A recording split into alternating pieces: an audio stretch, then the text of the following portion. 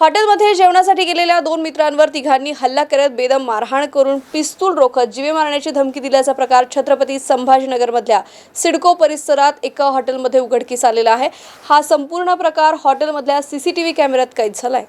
छत्रपती संभाजीनगर शहरातील सिडको परिसरात असलेल्या एका हॉटेलमध्ये झालेल्या वादातून तिघांच्या टोळक्याने दोघांना जबर मारहाण केली। एकाने तरुणावर पिस्तूल रोखत जीवे मारण्याची धमकी दिली।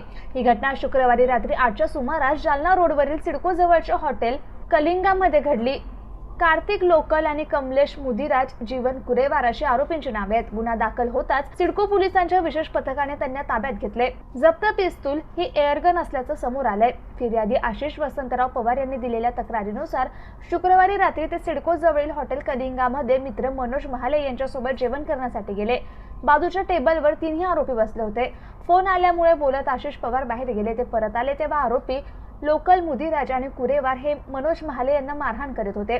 त्यांना लाथाबुक्क्यांनी बेदम मारहाण केली, तोंडावर कड्याने मारून जखमी केले। तसेच कार्तिक लोकलने कमरेला लावलेल्या पिस्तुलासारखे शस्त्र काढून महाले यांच्या दिशेने रोखून धमकावले।